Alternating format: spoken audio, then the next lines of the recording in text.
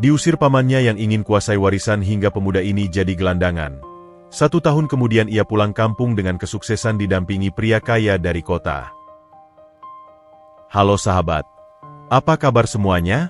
Sebelum masuk ke ceritanya, jangan lupa nyalakan subtitle dan subscribe terlebih dahulu ya. Matahari senja menyapu perlahan melalui jendela kayu yang lapuk, menari-nari di atas debu yang berhamburan di udara. Rendra duduk terdiam di lantai. Punggungnya menyandar pada dinding yang catnya sudah mengelupas di berbagai tempat. Di tangannya, terdapat sebuah bingkai foto tua yang sudutnya sudah berkarat. Dalam foto itu, terpampang jelas wajah kedua orang tuanya yang tersenyum bahagia, terkurung dalam momen kebahagiaan yang kini hanya tinggal kenangan.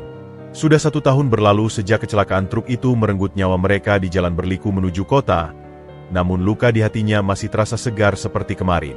Setiap sudut rumah kayu sederhana ini menyimpan kenangan. Dari noda kopi di meja makan tempat ayahnya selalu membaca koran pagi, hingga guratan pensil di dinding kamarnya yang mencatat tinggi badannya dari tahun ke tahun. Rumah ini bukan sekadar tumpukan kayu dan paku, melainkan saksi bisu dari setiap tawa, pelukan, dan nasihat yang pernah diberikan orang tuanya. Dulu, ibu selalu bilang rumah ini adalah istana kita, gumam Rendra sendiri.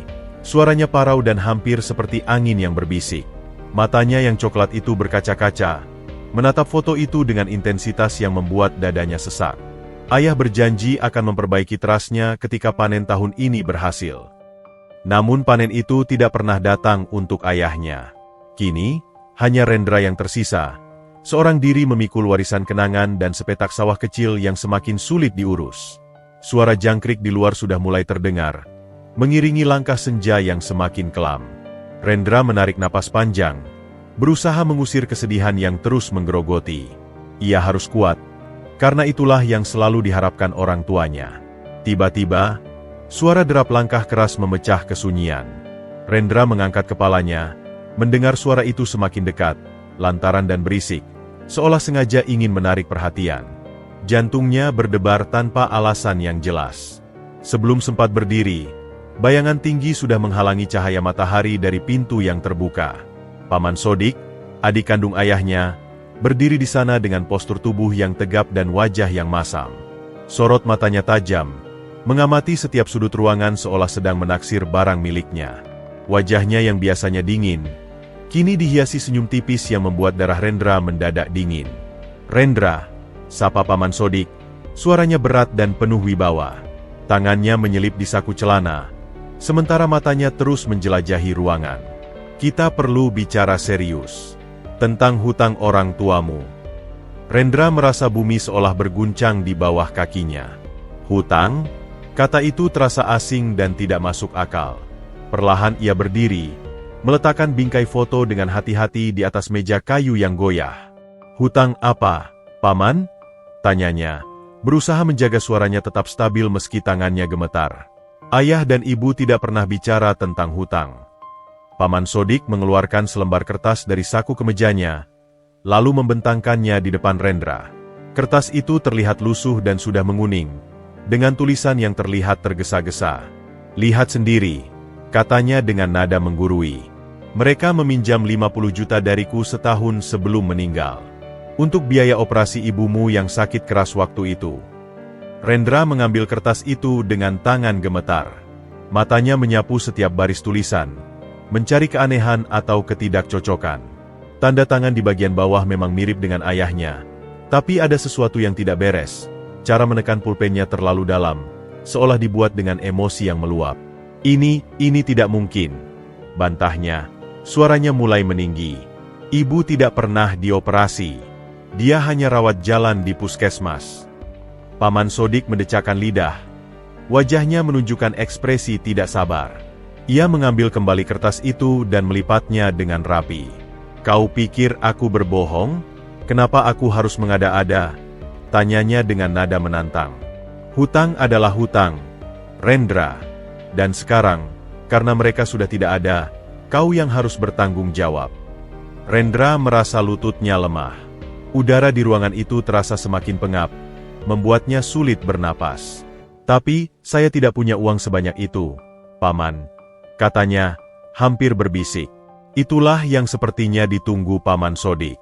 Senyum tipisnya melebar, menunjukkan gigi yang kuning oleh rokok. Aku tahu, keponakanku. Tapi tenang, Paman punya solusi. Matanya berbinar, menerawang ke sekeliling rumah. Satu-satunya cara melunasi hutang ini adalah dengan menyerahkan sertifikat tanah dan rumah ini padaku. Seketika itu pula, Rendra memahami segala sesuatu. Ini bukan tentang hutang. Ini tentang rencana yang sudah direncanakan dengan matang. Paman Sodik selalu iri dengan warisan yang ditinggalkan kakaknya, dan kini ia menggunakan kesempatan dengan kejam. Rendra menggigit bibirnya, berusaha menahan amarah dan kepahitan yang menggelegak dalam dadanya. Ia tahu, melawan Paman Sodik yang licik dan berpengaruh di kampung ini adalah pertarungan yang tidak seimbang. Namun, di balik ketakutannya, tekad mulai tumbuh. Sebuah tekad bahwa suatu hari nanti, ia akan kembali dan memperjuangkan apa yang menjadi haknya. Keesokan harinya, matahari belum sepenuhnya muncul di ufuk timur ketika suara bising kendaraan sudah memecah kesunyian pagi. Rendra yang sedang mempersiapkan alat-alat untuk pergi ke sawah, mendengar suara mobil pick-up mendekat dengan kasar, diikuti bunyi rem yang memekakkan telinga. Dari jendela, ia melihat Paman Sodik turun dari mobil, tetapi kali ini ia tidak sendirian. Dua lelaki berbadan kekar dengan wajah sangar ikut serta, berdiri di belakang Paman Sodik seperti anjing penjaga yang siap menerkam. Rendra bisa merasakan dadanya berdegup kencang. Nalurinya memberitahu bahwa hari ini akan berbeda, akan lebih buruk dari kemarin. Tanpa menunggu undangan, Paman Sodik langsung mendorong pintu yang terbuka setengah, membuatnya terbanting ke dinding dengan suara keras. "Sudah siap, Rendra?" tanyanya dengan suara lantang, penuh keyakinan seolah dialah pemilik sah rumah ini. Matanya yang tajam itu menyapu ruangan, seolah menaksir setiap perabotan yang ada. Dua lelaki yang menyertainya berdiri di ambang pintu, tangan di pinggang, menunjukkan sikap intimidasi yang jelas. Rendra berusaha tetap tenang, meski tangannya gemetar memegang cangkul yang baru saja akan dibawanya. "Siap untuk apa, Paman?" tanyanya, berusaha menjaga suaranya tetap stabil. "Saya akan berangkat ke sawah. Tanaman padi harus dirawat." Paman Sodik tertawa pendek, sinis. "Sawah? Kau pikir kau masih punya sawah?" Ia melangkah mendekat, bau rokok dan minyak wangi murah menyeruak di udara. Dari saku kemejanya, ia mengeluarkan selembar kertas yang sama seperti kemarin, tetapi kali ini ada cap dan stempel notaris di atasnya. Surat hutang ini sudah disahkan notaris. Resmi. Dan sebagai jaminannya, semua harta peninggalan orang tuamu, rumah ini, sawah, bahkan perabotan di dalamnya, sekarang adalah milikku. Rendra merasa bumi seolah berputar di bawah kakinya.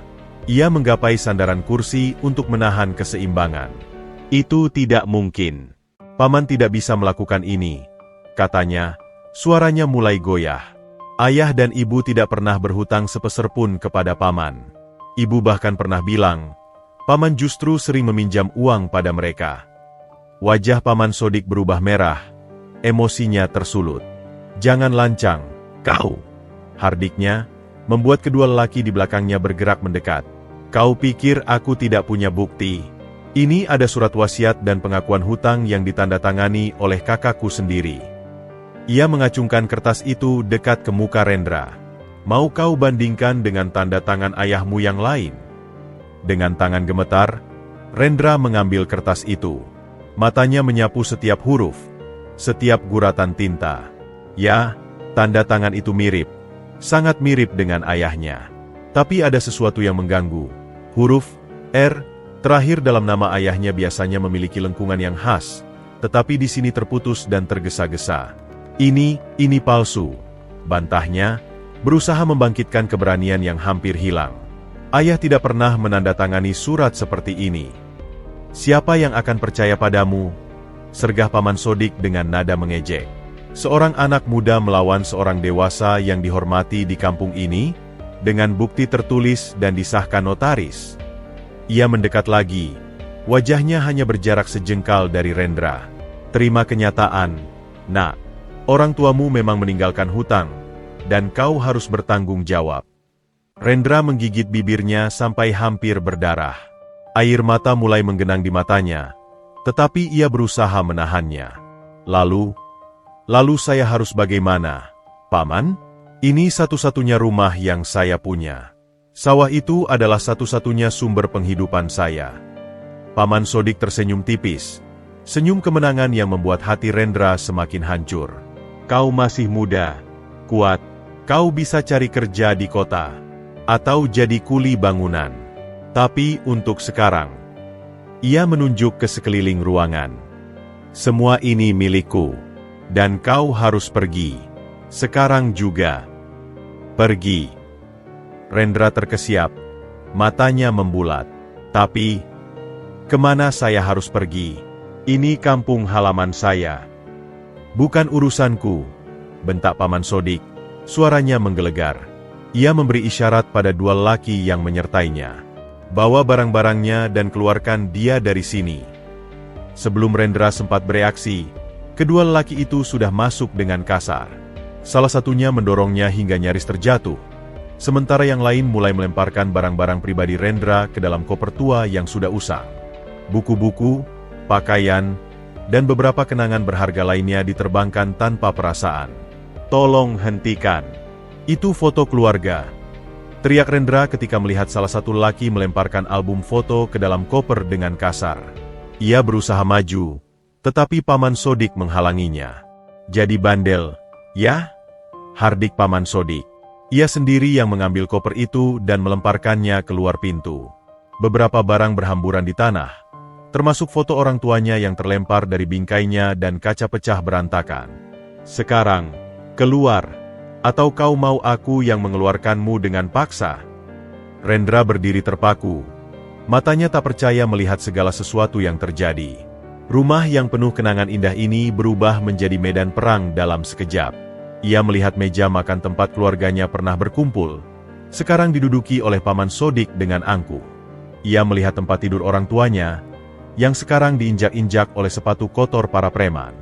Dadanya sesak, tenggorokannya terasa mengeras, tetapi air matanya tidak lagi mau ditahan. Dengarkan baik-baik, Rendra, kata Paman Sodik dengan suara rendah namun penuh ancaman. Aku tidak ingin melihat wajahmu lagi di sini. Kampung ini tidak lagi menjadi tempatmu. Paham? Dengan langkah gontai, Rendra berjalan keluar.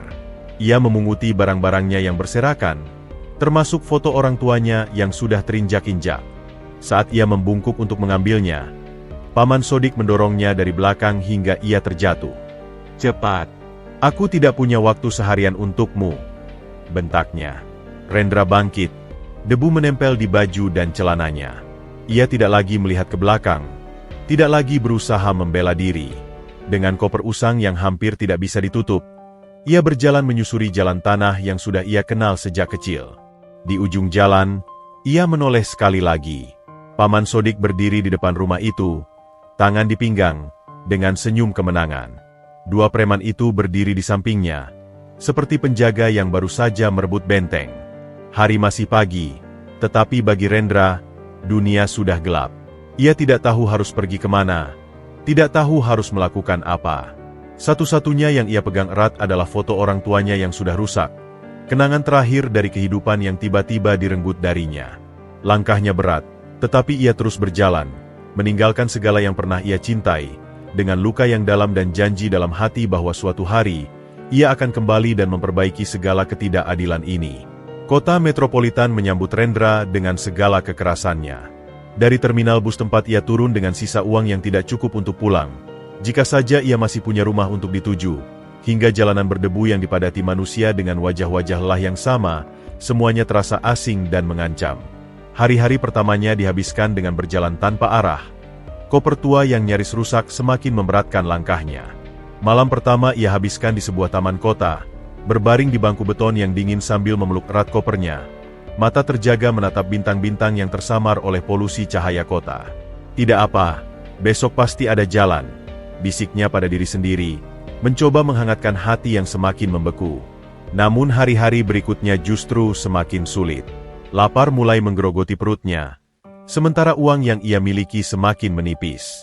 Pada hari ketiga, dengan wajah memerah karena malu, ia harus mengakui bahwa ia tidak punya pilihan lain. Permisi, Pak, bolehkah saya meminta sesuap nasi? Katanya pada pemilik warung makan kecil. Suaranya hampir tidak terdengar. Pemilik warung itu, seorang bapak setengah baya, memandanginya dengan kasihan sebelum memberikan sepiring nasi dengan lauk seadanya. "Terima kasih, Pak. Semoga Tuhan membalas kebaikan Bapak," ucap Rendra dengan suara bergetar. Makan dengan lahap di pinggir jalan karena merasa tidak pantas duduk di kursi warung. Tempat tinggal pun menjadi masalah besar. Kolong jembatan layang yang ia jadikan tempat berlindung ternyata sudah menjadi wilayah sekelompok gelandangan lain. Suatu malam, ketika hujan deras mengguyur kota, Rendra yang basah kuyup berusaha mencari tempat berlindung di sana. "Hei, ini wilayah kami," teriak seorang lelaki berjenggot dengan bau alkohol menyengat. "Pergi sana sebelum kupukuli kau." Rendra mencoba membela diri. "Saya hanya butuh tempat berteduh, Bang. Hujan deras sekali." Lelaki itu mendekat dengan ancaman, diikuti dua temannya yang sama-sama kumal. "Kau pikir ini hotel? Kalau mau tinggal di sini, bayar. Atau kau mau kami ajari sopan santun?" Dengan hati berdebar, Rendra memutuskan untuk mundur. Baik, saya pergi." Ia berjalan kembali ke tengah hujan. Tubuhnya menggigil kedinginan, sementara air mata bercampur dengan air hujan di pipinya. Malam itu ia habiskan di halte bus yang terbuka, duduk merangkul lututnya saking hujan membasuhnya. Keesokan harinya, dengan sisa keberanian yang hampir habis, Rendra mencoba peruntungan lain. Ia melihat seorang penjual koran di perempatan jalan. "Bang, bolehkah saya membantu jual koran? Saya tidak minta gaji, hanya butuh sedikit uang untuk makan," pintanya pada penjual koran tua itu. Penjual koran itu memandanginya dari ujung kepala hingga kaki. "Kau baru di jalanan?" tanyanya dengan suara serak. Rendra mengangguk. Malu. "Saya kehilangan rumah, Bang." Si penjual koran akhirnya mengalah. "Nama saya Pak Darso. Kau bisa bantu jual koran, tapi jangan harap bayaran besar. Cukup untuk makan saja." Selama beberapa hari berikutnya, Rendra belajar menjadi penjual koran dadakan. Tangannya yang dulu terbiasa memegang cangkul dan alat pertanian, kini harus terbiasa dengan lembaran koran dan uang receh. Suatu siang, ketika sedang menjual koran di lampu merah, ia melihat sebuah keluarga bahagia di dalam mobil mewah.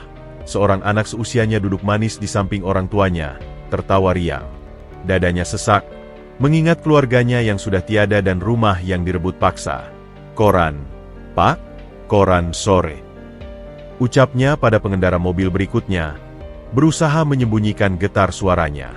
Hidup di jalanan mengajarkan Rendra banyak hal, tentang betapa kejamnya dunia, tentang betapa berharganya sesuap nasi, dan tentang betapa rapuhnya harga diri ketika perut keroncongan. Malam-malam ia habiskan dengan memeluk foto orang tuanya yang sudah lecek, berbisik pada angin malam. "Maafkan saya, Ibu, Ayah, saya tidak bisa menjaga warisan kalian." Namun di balik segala kepahitan, tekadnya tidak sepenuhnya padam. Seperti bara dalam sekam, ia masih menyimpan sedikit api harapan bahwa suatu hari, keadilan akan datang.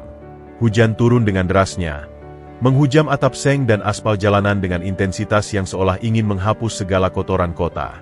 Rendra bergegas mencari tempat berteduh. Tubuhnya yang kurus sudah basah kuyup dan menggigil kedinginan. Hari itu nasibnya tidak baik. Hanya beberapa koran yang berhasil dijual, dan uang receh di sakunya bahkan tidak cukup untuk membeli sepiring nasi. Ia akhirnya menemukan tempat berteduh di emperan sebuah toko elektronik yang sudah tutup, berbagi tempat dengan beberapa pengendara motor yang juga terjebak hujan. "Dasar cuaca sialan," gerutu seorang pengendara motor di sebelahnya. "Sudah hujan, tugas malah molor." Rendra hanya diam, memeluk tubuhnya sendiri untuk mencari kehangatan. Matanya yang tiba-tiba tertuju pada seorang pria parubaya yang tergesa-gesa menyeberang jalan. Pria itu terlihat begitu sibuk dengan ponselnya, sama sekali tidak memperhatikan sekeliling. Dari arah yang berlawanan, sebuah sepeda motor melaju dengan kecepatan tinggi, dan karena visibilitas yang buruk akibat hujan, pengendara motor itu tampaknya tidak melihat pria tersebut. "Awasi jalan, Pak!" teriak Rendra tanpa berpikir. Namun pria itu masih asyik dengan ponselnya. Dalam sekejap, Rendra melompat dari tempatnya berteduh. Dengan refleks yang cepat, ia menarik lengan pria itu dan menariknya ke tepi jalan. Keduanya nyaris terjatuh. Selamat dalam hitungan detik sebelum motor itu melintas dengan kencang. "Bodoh, jalan saja tidak lihat," bentak pengendara motor itu sebelum menghilang dalam rintikan hujan. Pria yang ditolong Rendra terlihat terkejut. Napasnya terengah-engah. Ponsel mahalnya jatuh di genangan air, tetapi tampaknya tidak rusak. Apa yang terjadi?" katanya, masih kebingungan. Rendra masih memegangi lengan pria itu, memastikan ia sudah stabil berdiri. "Maaf, Pak. Tadi ada motor hampir menabrak Bapak," ujarnya. Suaranya gemetar karena dingin dan adrenalin. Pria itu memandang Rendra dari kepala hingga kaki. Baju lusuh, celana sobek di beberapa tempat, wajah pucat karena kelaparan, tetapi sorot matanya jernih dan tulus. Kamu menyelamatkanku," katanya, seolah baru menyadari apa yang terjadi. Terima kasih banyak." Rendra mengangguk, lalu berbalik untuk kembali ke peran toko. Namun pria itu menghentikannya. "Tunggu, biar ku belikan makanan, sebagai ucapan terima kasih." Rendra ingin menolak, tetapi perutnya yang keroncongan membuatnya tidak bisa berbohong.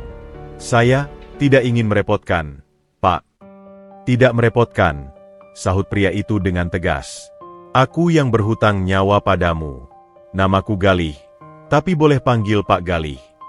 Mereka berdua akhirnya masuk ke sebuah warung kopi kecil di seberang jalan. Begitu masuk, aroma kopi dan makanan hangat membuat perut Rendra berkontraksi. Pak Galih memesan 2 kopi panas dan beberapa piring makanan. Rendra berusaha menjaga sikap, tetapi tangannya gemetar ketika mengambil gelas kopi. "Kamu siapa, Nak?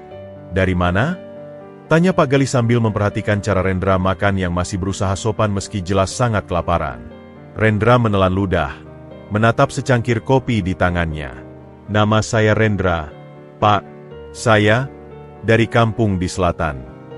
"Dan kenapa sampai di sini?" "Mencari kerja." Rendra menghela napas panjang.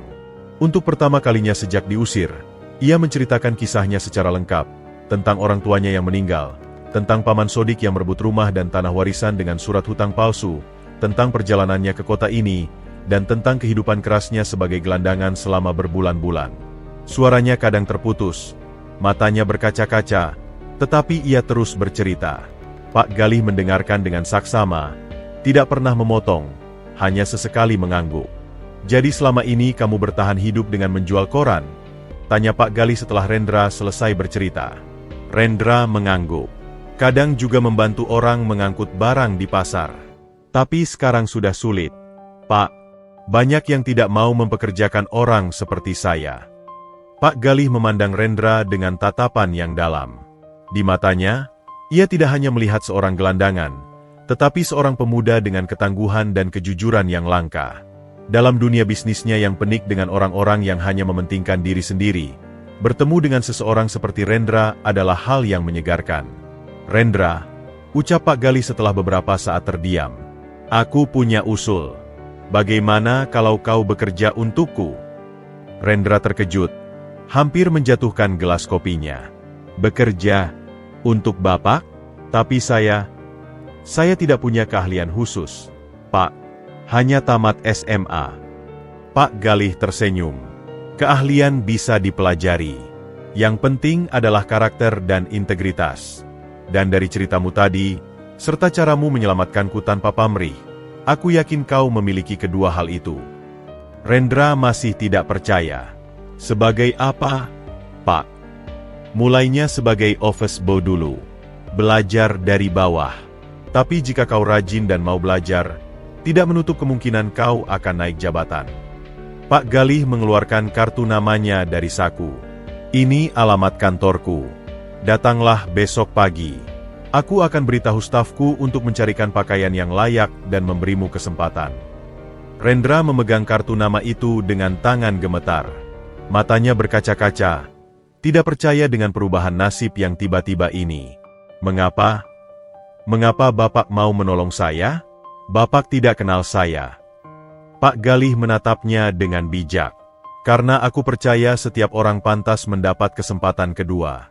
Dan terkadang, orang-orang yang paling tidak beruntung adalah mereka yang paling berharga." Ia berdiri dan mengeluarkan selembar uang dari dompetnya. "Ini untuk naik taksi besok. Jangan sampai tidak datang." Rendra menerima uang itu dengan kedua tangan. Air matanya akhirnya tumpah. "Terima kasih, Pak. Saya tidak tahu harus berkata apa. Saya berjanji tidak akan mengecewakan Bapak." Saat mereka keluar dari warung kopi, hujan sudah reda. Langit masih kelabu, tetapi bagi Rendra, seolah ada sinar matahari yang mulai menembus awan. Ia memandangi kartu nama di tangannya, PT Maju Jaya Bersama, Jalan Sudirman nomor 45. Untuk pertama kalinya sejak lama, ia merasa ada harapan. Mungkin sekali, ini adalah awal dari perubahan nasibnya. Pagi itu, udara kota masih diselimuti kabut tipis ketika Rendra sudah berdiri di depan gedung berlantai 8 yang megah. Dengan tangan berkeringat, ia memandang kaca patri yang memantulkan bayangannya sendiri.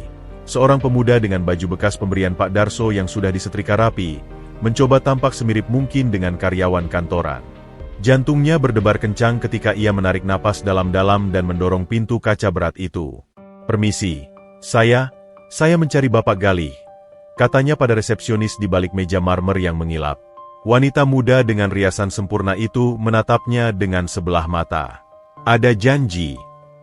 Bapak Galih yang menyuruh saya datang. Nama saya Rendra." Resepsionis itu mengangkat alis, lalu menelepon ke dalam. Beberapa saat kemudian, seorang pria berjas rapi muncul dengan wajah masam. "Kau office boy baru?" tanyanya singkat. Rendra mengangguk gugup. "Iya, Pak. Namaku Pak Handoko, Kepala HRD. Ikut aku." Perjalanan menuju ruang HRD terasa sangat panjang. Karpet tebal menelan setiap langkah mereka, sementara dinding-dinding dipenuhi sertifikat dan piagam yang membuat Rendra merasa semakin kecil. Di ruang HRD, Pak Handoko memberikan formulir dan seragam biru. "Gajimu 2 juta sebulan. Kerjamu membersihkan seluruh lantai, menyiapkan kopi untuk meeting, dan mengantar dokumen. Jangan berharap lebih dari ini," ujarnya dengan nada merendahkan. Hari pertama Rendra penuh dengan tatapan sinis. Saat ia menyapu lantai, seorang karyawan muda berjalan sengaja menginjak sapunya.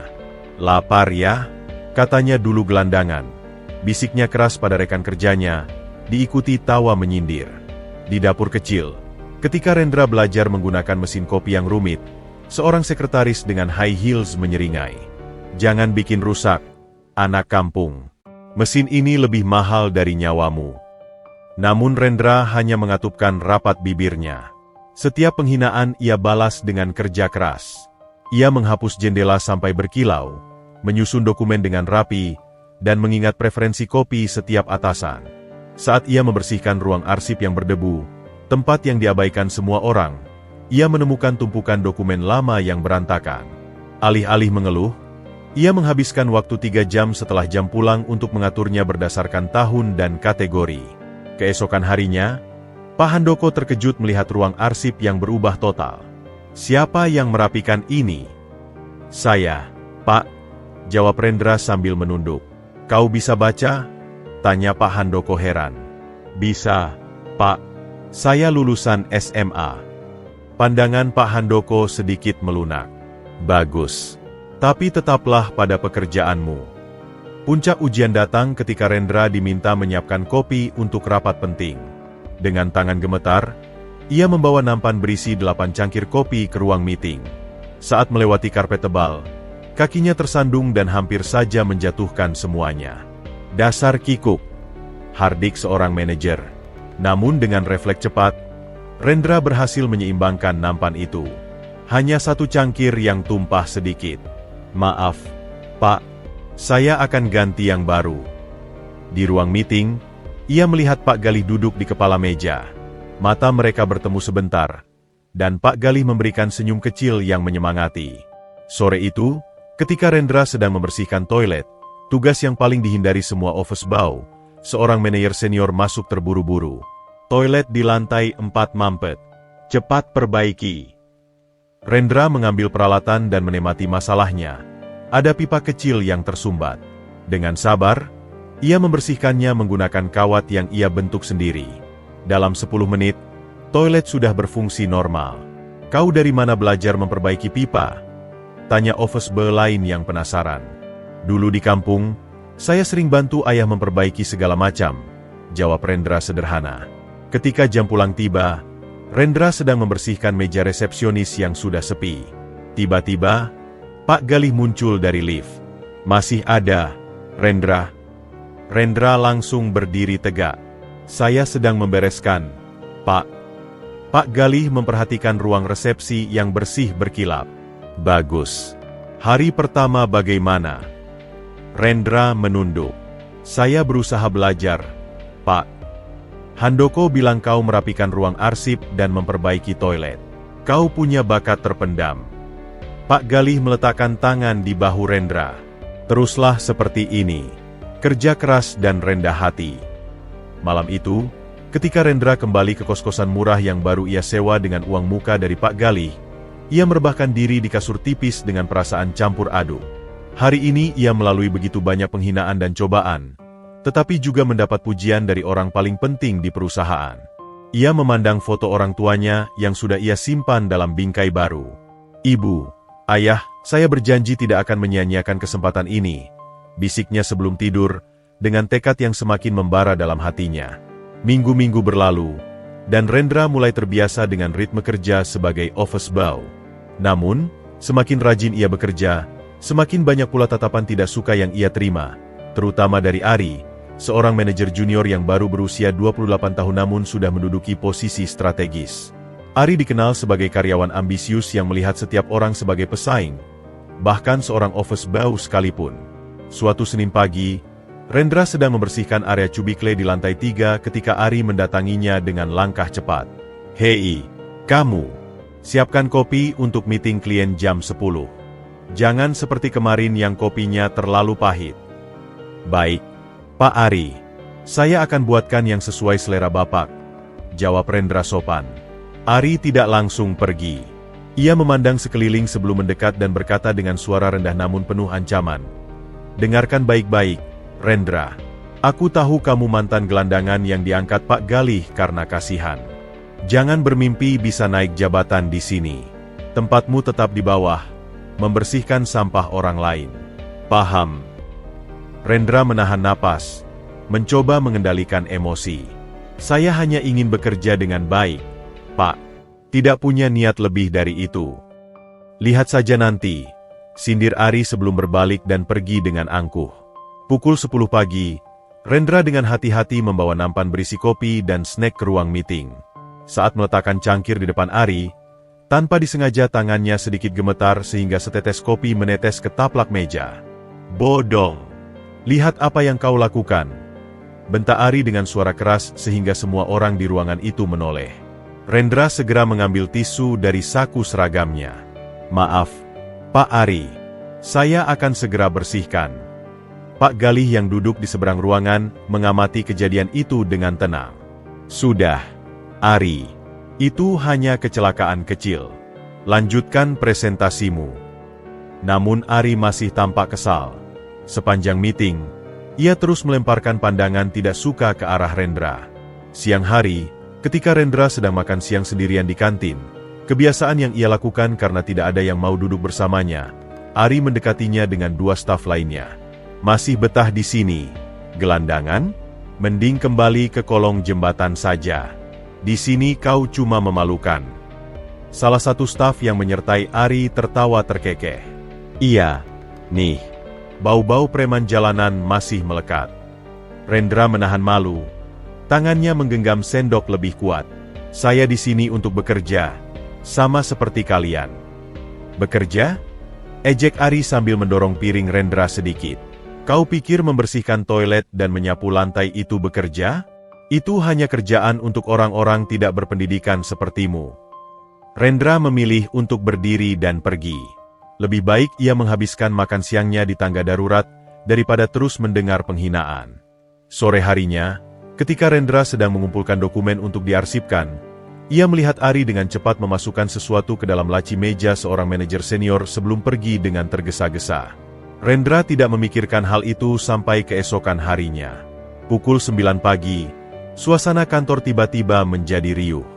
Manajer senior tadi, Pak Robert, sedang marah-marah karena laptopnya hilang. Saya tinggalkan sebentar untuk ke toilet. Sekarang hilang. Padahal ada data penting untuk tender besok. Semua karyawan dikumpulkan di ruang utama. Pak Handoko tampak stres. Siapa yang terakhir melihat laptop Pak Robert? Ari dengan licik maju ke depan. Saya lihat seseorang yang mencurigakan sedang berkeliaran di sekitar meja Pak Robert tadi pagi. Semua mata tertuju ke arah Rendra. Rendra, apakah kau yang mengambil laptop itu? Tanya Pak Handoko dengan suara berat. Rendra terkejut. Tidak, Pak. Saya tidak akan pernah mencuri. Tapi kau satu-satunya orang yang punya akses ke semua ruangan sebagai office boy, serga Hari. Dan kita semua tahu latar belakangmu. Mantan gelandangan yang biasa mengais barang dari tempat sampah. Rendra merasa dunia berputar. Ia memandang sekeliling dan melihat tatapan tidak percaya dari semua orang. Kecuali Pak Galih yang berdiri di belakang dengan ekspresi tidak tergesa-gesa mengambil kesimpulan. Saya bersumpah, Pak. Saya tidak mengambilnya. Bantah Rendra, suaranya gemetar. Kalau tidak kamu, siapa? Tanya Pak Robert dengan nada tidak sabar. Data di laptop itu sangat penting. Ari menyela. Bagaimana kalau kita periksa lokernya? Pasti ada bukti di sana. Dengan terpaksa, Rendra membuka lokernya. Isinya hanya seragam cadangan, beberapa buku catatan, dan foto orang tuanya. Namun saat ia mengangkat seragamnya, sebuah flash drive jatuh. Ini apa?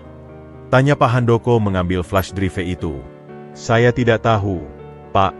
Bukan milik saya, jawab Rendra bingung. Ari tersenyum sinis.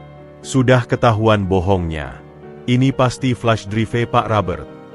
Namun Pak Robert menggeleng. Bukan. Flash drive saya warna hitam, ini merah. Pak Galih akhirnya maju. Coba kita lihat isinya di komputer.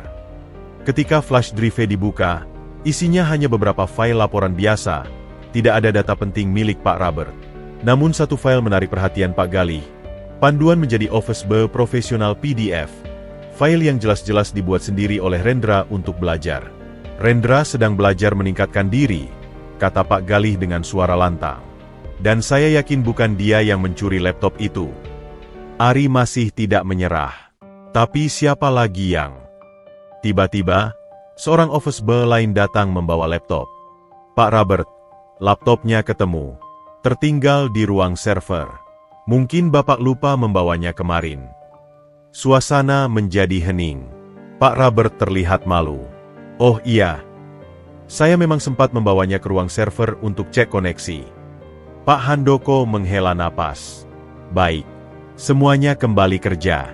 Rendra, maaf atas kesalahpahaman tadi. Namun kerusakan sudah terjadi. Meski terbukti tidak bersalah, tatapan kecurigaan masih melekat pada Rendra sepanjang hari. Saat ia membersihkan pantry sendirian di penghujung hari, Ari mendekatinya sekali lagi. Beruntung sekali kau hari ini. Tapi ingat, aku akan mengawasimu. Suatu hari nanti kesalahanmu akan ketahuan juga.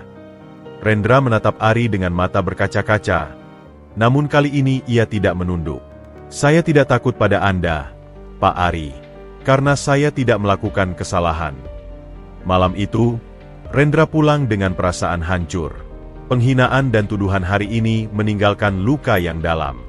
Namun di balik semua itu, tekadnya justru semakin kuat. Ia akan membuktikan bahwa latar belakang tidak menentukan masa depan seseorang, dan bahwa integritas pada akhirnya akan mengalahkan kelicikan.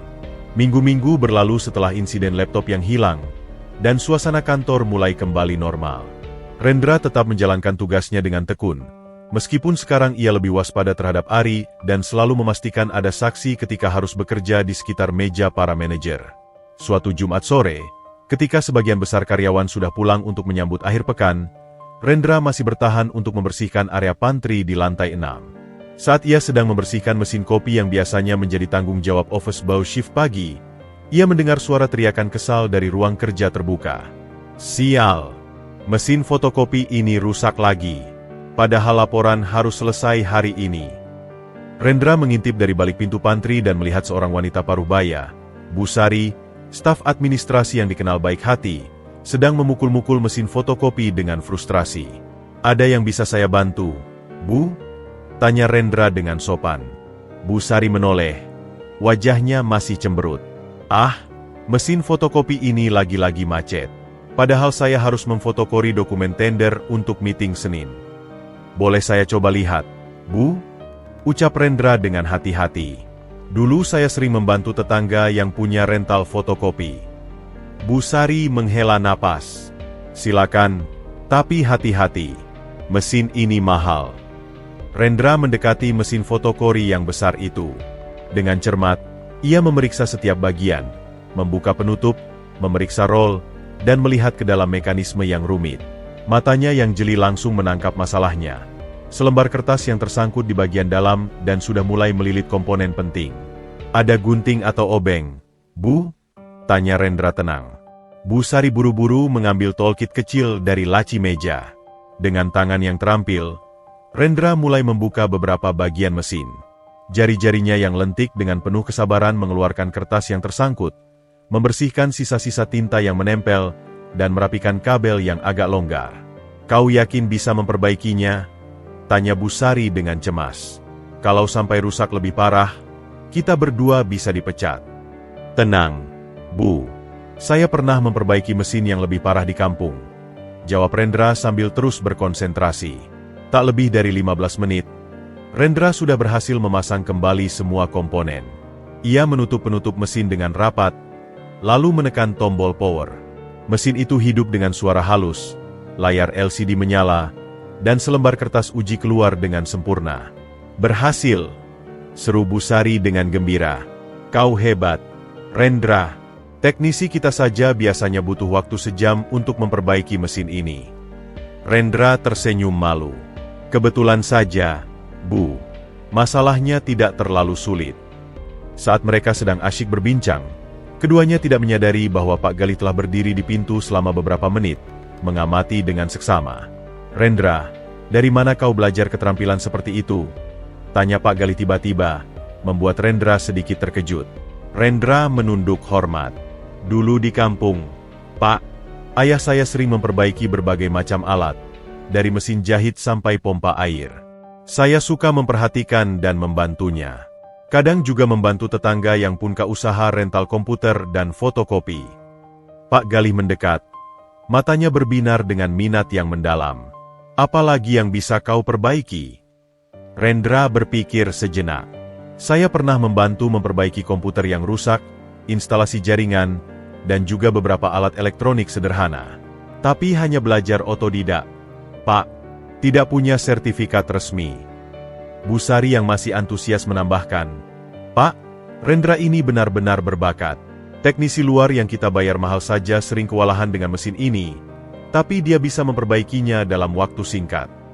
Pak Galih mengangguk pelan, seolah sedang memproses informasi penting. Rendra, besok pagi datanglah ke ruanganku sebelum mulai bekerja. Ada yang ingin kubicarakan denganmu. Baik, Pak. Jawab Rendra sambil menunduk. Keesokan harinya, dengan jantung berdebar-debar, Rendra mengetuk pintu kayu mahoni yang megah di lantai 8. Suara Pak Galih dari dalam mengizinkannya masuk. Duduklah, Rendra. Sapa Pak Galih ramah dari balik mejanya yang besar. Aku sudah berbicara dengan Bu Sari tentang kejadian kemarin. Dan aku juga mendapat laporan dari beberapa divisi bahwa kau sering membantu memperbaiki masalah teknis kecil.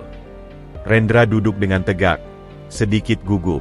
Saya hanya membantu semampu saya, Pak. Jangan meremehkan kemampuanmu, sahut Pak Galih sambil mengambil sebuah tablet dari laci. Lihat ini. Data dari Departemen IT menunjukkan bahwa selama sebulan terakhir, panggilan servis untuk perbaikan peralatan kantor berkurang 30%. Dan ternyata, sebagian besar karena kau yang memperbaiki masalah-masalah kecil sebelum dilaporkan ke IT. Rendra terkejut. Saya tidak menyangka. Apa kau pernah mempertimbangkan untuk belajar lebih serius di bidang teknik? Tanya Pak Galih. Terutama perbaikan dan maintenance peralatan kantor.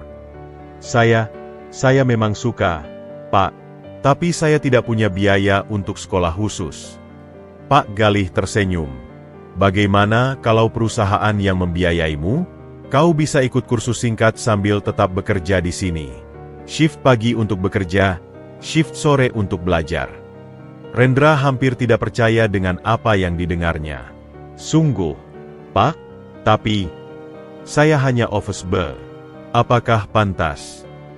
Di perusahaan ini, yang kita lihat adalah potensi, bukan latar belakang, tegas Pak Galih. Kemampuanmu yang cepat belajar dan keterampilan teknis yang sudah kau tunjukkan lebih berharga daripada ijazah yang hanya selembar kertas. Percakapan mereka terus berlanjut selama hampir 1 jam. Pak Galih menjelaskan tentang program pelatihan yang bisa diikuti Rendra, mulai dari Basic Electronics sampai Advanced Office Equipment Maintenance. Rendra mendengarkan dengan saksama. Matanya berbin-binar dengan harapan baru. Saat Rendra akhirnya keluar dari ruangan Pak Galih, wajahnya berseri-seri. Namun, di ujung koridor, ia melihat Ari berdiri dengan tangan terlipat, wajahnya masam. "Jangan terlalu bersemangat, gelandangan," bisik Ari ketika Rendra lewat. "Kursus mahal tidak akan mengubah siapa dirimu yang sebenarnya." Namun kali ini, kata-kata Ari tidak lagi menyakiti Rendra seperti dulu. Ia hanya tersenyum kecil dan melanjutkan langkahnya. Untuk pertama kalinya sejak datang ke kota ini, ia merasa ada cahaya di ujung terowongan. Sebuah kesempatan untuk tidak hanya sekadar bertahan hidup, tetapi untuk benar-benar hidup dengan potensi terbaiknya. Malam itu, di kamar kosnya yang sederhana, Rendra membuka laptop bekas pemberian Pak Galih dan mulai mencari informasi tentang kursus yang disarankan. Jari-jarinya menari dengan antusias di atas keyboard, menelusuri setiap kesempatan belajar yang bisa ia dapatkan. Dalam hatinya, ia berjanji akan membuktikan bahwa kepercayaan Pak Galih tidak akan sia-sia. Senin pagi, Rendra berdiri di depan pintu kantor Pak Galih dengan jantung berdebar kencang. Ini adalah hari pertama ia mendapatkan tanggung jawab baru, mengatur sistem pengiriman dokumen antar departemen yang selama ini berantakan. Tugas ini biasanya dikerjakan oleh 3 orang, tetapi Pak Galih percaya Rendra bisa menanganinya sendiri. "Masuk," sahut suara Pak Galih dari dalam. Rendra membuka pintu dan menemukan Pak Galih sedang berdiri di depan whiteboard yang penuh dengan diagram alur. "Selamat pagi, Pak." "Ah, Rendra, lihat ini." Pak Galih menunjuk whiteboard. "Ini adalah sistem pengiriman dokumen kita saat ini. Butuh rata-rata 3 hari untuk sebuah dokumen dari lantai 2 sampai ke lantai 8. Menurutmu apa masalahnya?" Rendra mendekat. Matanya menyusuri setiap garis dan tulisan di papan tulis. Ia diam sejenak, menganalisis dengan cermat. "Banyak titik persinggahan yang tidak perlu, Pak. Dokumen dari marketing harus melalui administrasi dulu sebelum ke legal. Padahal kadang tidak perlu. Juga tidak ada tracking system." Pak Galih mengangguk, terkesan. "Tepat. Nah, tugasmu adalah memperbaiki sistem ini. Kau punya waktu 2 minggu. Tapi, Pak..." Rendra ragu. "Saya hanya office boy. Apakah departemen lain akan mau mendengarkan saya?" "Itulah tantangannya," jawab Pak Galih sambil duduk. "Di bisnis, bukan hanya kemampuan teknis yang penting, tapi juga bagaimana meyakinkan orang lain." Pukul 10 pagi, Rendra mengadakan pertemuan kecil dengan koordinator pengiriman dokumen dari setiap departemen. Reaksinya persis seperti yang ia duga. "Kau pikir kau siapa?" tantang Budi dari Departemen Legal. "Kami sudah bekerja seperti ini selama 5 tahun. Kenapa harus diubah hanya karena kau dapat titah dari bos besar?"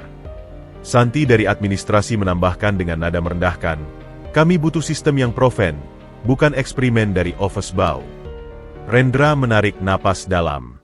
"Saya mengerti kekhawatiran kalian. Tapi mari kita lihat data." Ia membagikan printout yang telah ia siapkan. Dalam sebulan terakhir, ada 45 dokumen yang tertunda, 12 yang hilang, dan 8 yang sampai ke departemen yang salah. Ini menyebabkan kerugian waktu dan biaya. Budi masih tidak percaya. "Data dari mana itu?" "Dari logbook pengiriman yang saya analisis selama 2 minggu terakhir," jawab Rendra tenang. "Dan dari wawancara dengan kurir internal." Pertemuan berlangsung tegang. Tetapi Rendra berhasil meyakinkan mereka untuk setidaknya mencoba sistem barunya selama 1 minggu. Hari-hari berikutnya, Rendra bekerja tanpa kenal lelah. Ia membuat sistem tracking sederhana menggunakan spreadsheet, merancang rute pengiriman yang lebih efisien, dan bahkan membuat aplikasi kecil untuk scan barcode menggunakan smartphone bekas yang dimodifikasinya. Namun, Ari yang mengetahui proyek ini semakin geram. Suatu sore, Ketika Rendra sedang menguji sistem barunya di ruang arsip, Ari mendatanginya. "Lihai sekali kau membodohi Pak Galih," sindir Ari. "Tapi percayalah, aku akan buktikan bahwa kau tidak pantas dapat kepercayaan ini." Rendra tidak menanggapi. Ia fokus menyelesaikan pekerjaannya. Pada hari kelima uji coba, masalah muncul. Dokumen penting dari Departemen Keuangan untuk tender besar terlambat sampai. Semua mata tertuju pada Rendra. "Lihat, sistem barunya gagal," seru Ari di ruang kerja yang ramai. "Dokumen tender nilainya miliaran. Kalau sampai gagal tender ini, siapa yang bertanggung jawab?" Rendra panik sebentar, tetapi segera tenang. "Mari kita cek tracking sistemnya." Ia membuka laptop dan mengetik beberapa perintah. Menurut sistem, dokumen itu sudah sampai di Departemen Legal sejam yang lalu.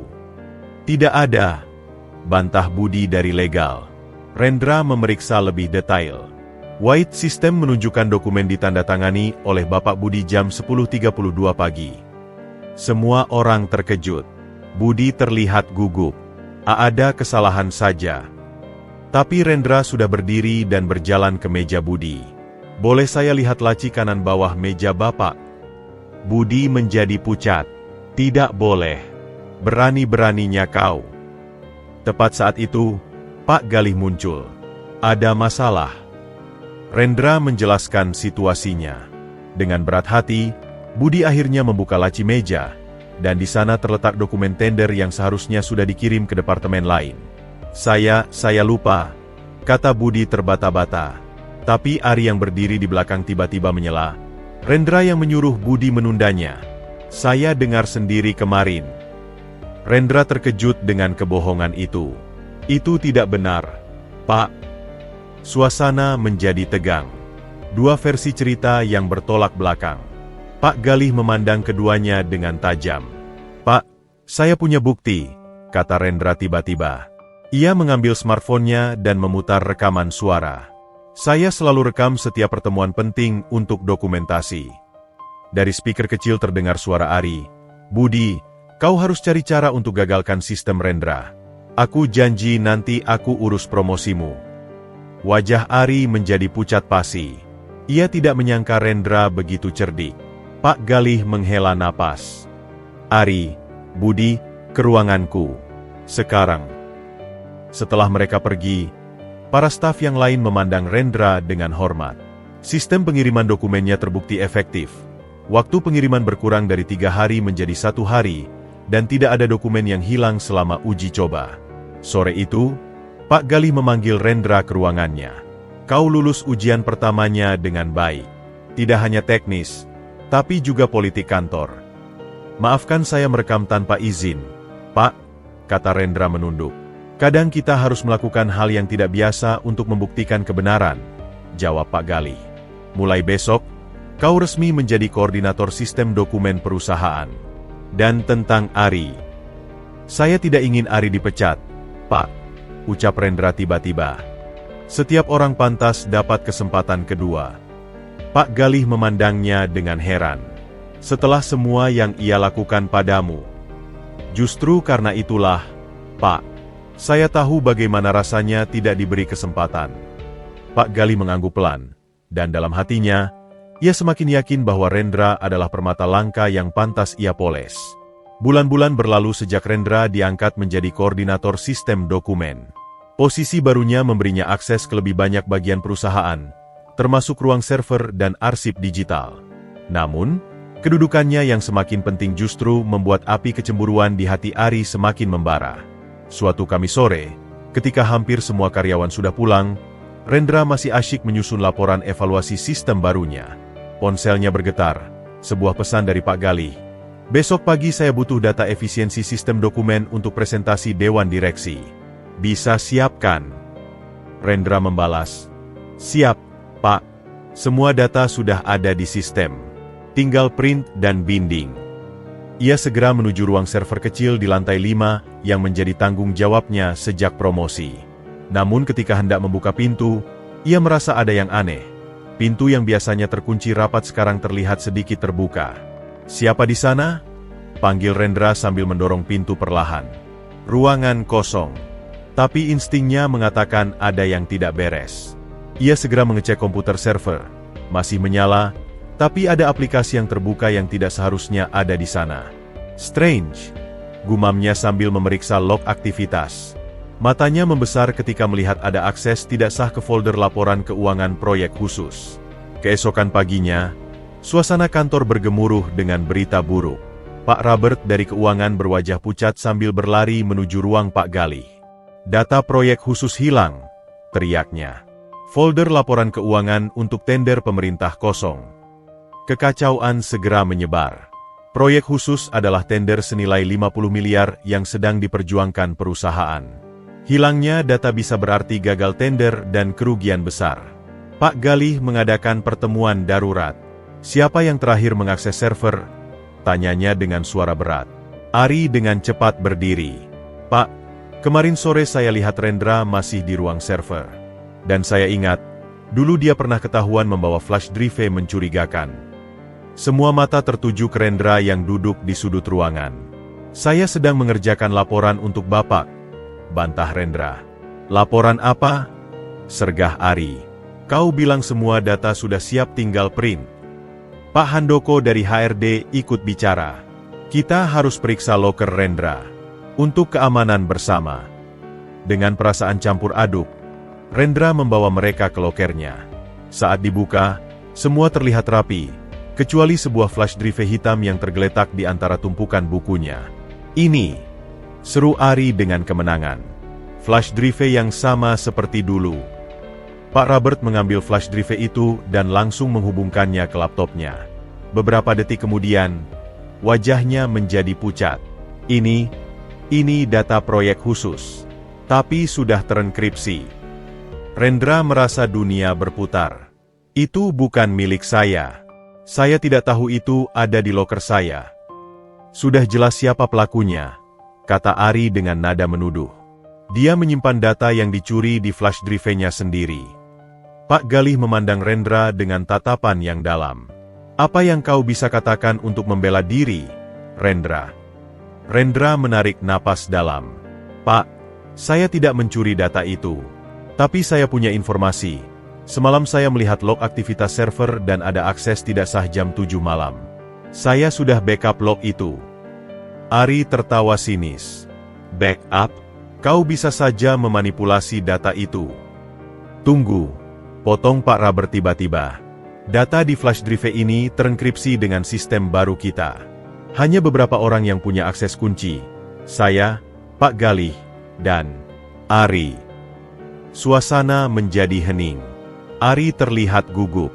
Saya tidak mungkin ada yang mencuri kunci saya. Rendra tiba-tiba teringat sesuatu. Pak, boleh saya periksa CCTV lorong menuju ruang server? Setelah memeriksa rekaman CCTV, terlihat jelas bahwa Arilah yang memasuki ruang server kemarin malam, bukan Rendra. Bahkan terlihat Ari sedang mengutak-atik komputer server.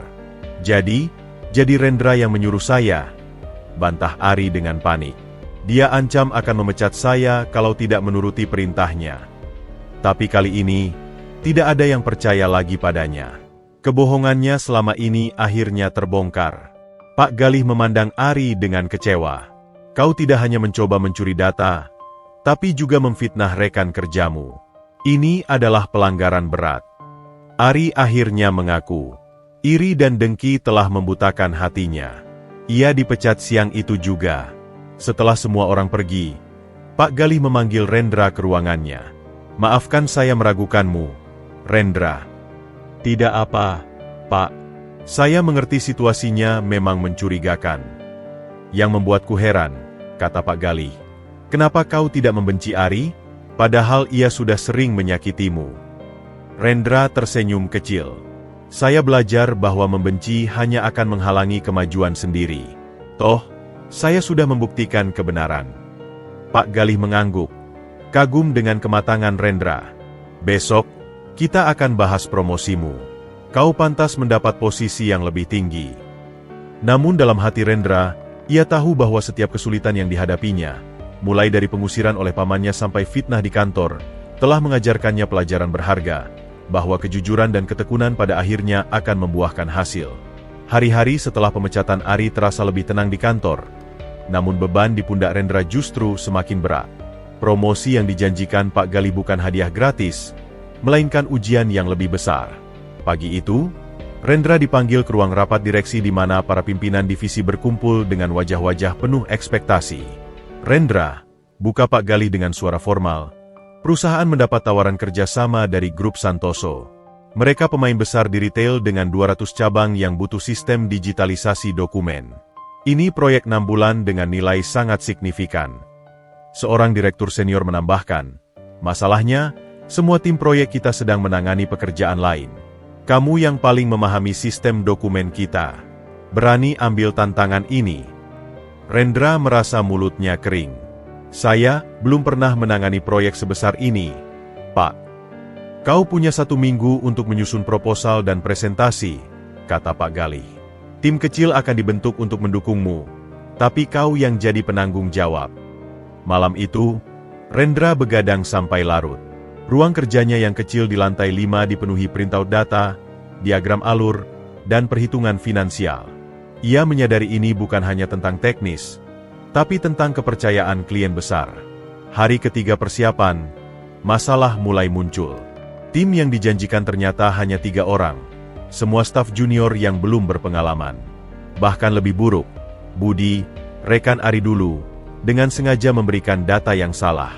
"Maaf, Rendra," kata Budi pura-pura menyesal saat Rendra menemukan kesalahan dalam perhitungan biaya. "Kebetulan data dari finance lagi kacau." Rendra menatap Budi tajam. "Kalau tidak mau membantu, lebih baik katakan langsung. Jangan main di belakang." Budi tersipu malu dan pergi dengan wajah merah. Hari kelima sebelum presentasi, bencana datang. Komputer Rendra terkena ransomware. Semua data proposal terkunci dengan pesan, "Bayar 100 juta atau data hancur." Panik, Rendra segera menghubungi Departemen IT. "Kami butuh waktu minimal 2 hari untuk recover," kata Kepala IT. "Tapi presentasi besok pagi," protes Rendra. Dengan tenang yang mengejutkan, Rendra mengambil keputusan.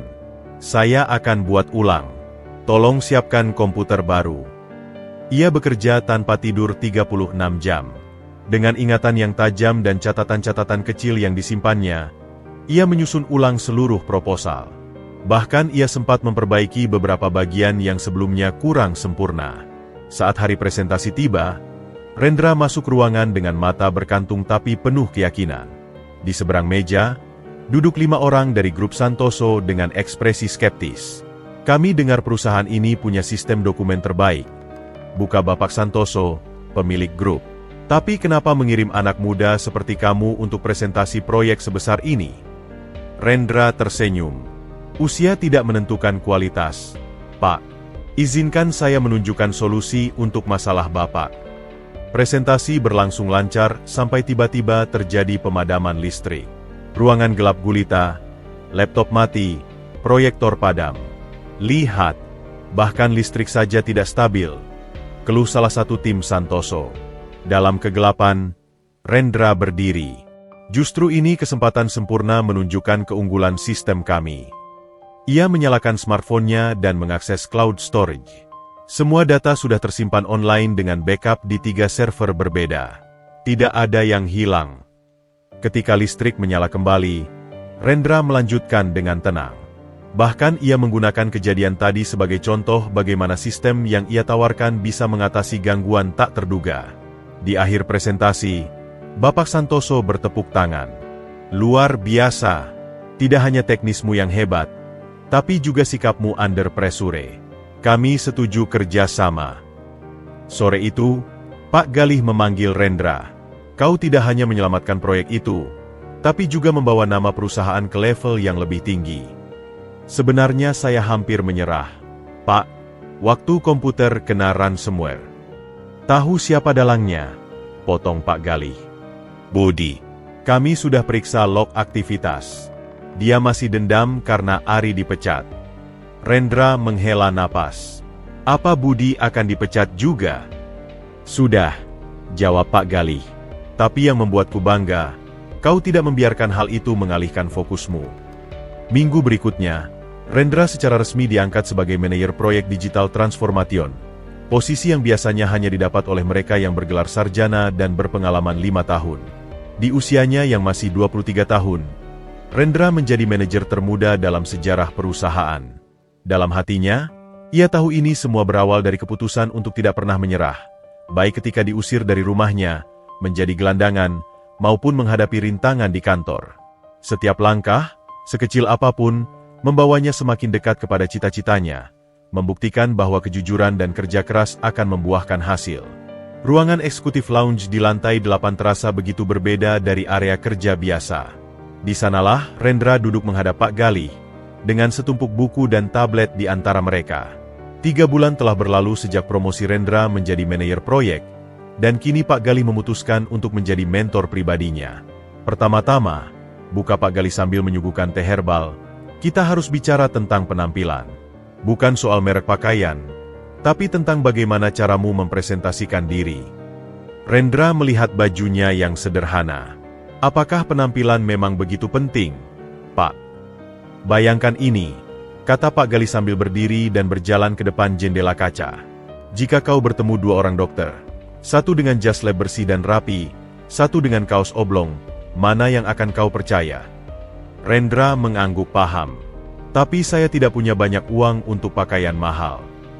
Bukan soal mahal, ujar Pak Galih sambil mengambil katalog dari mejanya. Tapi tepat. Besok kita akan ke butik langgananku. Aku akan perkenalkan kau pada penasihat gaya profesional. Pelajaran berikutnya adalah public speaking. Pak Galih memutar rekaman presentasi Rendra sebelumnya. Perhatikan nada suaramu di menit keempat, terlalu datar. Dan di sini, kau terlalu cepat. Tapi kontennya benar, kan Pak? Konten yang benar saja tidak cukup, tegas Pak Galih. Kau harus bisa menyampaikannya dengan meyakinkan. Mari kita latihan. Minggu-minggu berikutnya diisi dengan pelajaran intensif. Dari cara berjabat tangan yang tepat, tidak terlalu lemah, tidak terlalu kuat, hingga seni membaca bahasa tubuh lawan bicara. Pak Galih bahkan mengajarkan cara menggunakan peralatan makan yang benar di restoran mewah. Banyak bisnis besar terjadi di meja makan. Rendra, kau harus nyaman dalam situasi apapun. Suatu sore, mereka berdua menganalisis laporan keuangan perusahaan. Coba jelaskan bagian ini padaku. Tantang Pak Galih menunjuk grafik yang rumit. Rendra memperhatikan dengan seksama. Ini, rasio utang terhadap ekuitas. Ya Pak? Tapi ada yang aneh dengan angka penyusutannya. Pak Galih tersenyum bangga. Luar biasa. Kau bisa melihat masalah yang bahkan akuntan junior kita lewatkan. Ini memang kesalahan input data. Tak hanya keterampilan teknis, Pak Galih juga mengajarkan filosofi bisnis. Perusahaan yang hanya mengejar profit tidak akan bertahan lama. Tapi perusahaan yang menciptakan nilai, bagi karyawan, pelanggan, dan masyarakat, akan abadi. Di antara semua pelajaran itu, ada satu momen yang paling berkesan bagi Rendra. Saat mereka sedang duduk di taman kantor, Pak Galih tiba-tiba bertanya, "Apa mimpimu yang paling besar, Rendra? Bukan untuk perusahaan ini, tapi untuk dirimu sendiri." Rendra terdiam sejenak. "Saya ingin membuktikan bahwa setiap orang pantas mendapat kesempatan. Dan suatu hari nanti, saya ingin membantu anak-anak seperti saya dulu, yang punya kemampuan tapi tidak punya akses." Pak Galih mengangguk pelan. Itulah yang membedakan pemimpin sejati dengan manajer biasa. Pemimpin punya visi yang lebih besar dari diri sendiri. Pendidikan dari Pak Galih tidak selalu mudah. Suatu kali, Rendra diminta memimpin meeting dengan direktur dari perusahaan Jerman. Karena gugup, ia membuat kesalahan dalam menyebutkan angka-angka penting. "Maafkan saya, Pak," ucap Rendra setelah meeting dengan wajah memerah. "Kesalahan adalah guru terbaik," kata Pak Galih dengan sabar. "Tapi kesalahan yang sama tidak boleh terulang 2 kali." Bulan ke-6 dalam program mentoring, perubahan pada Rendra sudah sangat jelas. Cara bicaranya lebih percaya diri, penampilannya lebih profesional, dan kemampuannya menganalisis bisnis semakin tajam. Bahkan para direktur senior mulai memperlakukannya dengan hormat yang sama seperti pada eksekutif lainnya. "Minggu depan," kata Pak Galih suatu petang, "kau akan mewakili perusahaan di konferensi bisnis nasional.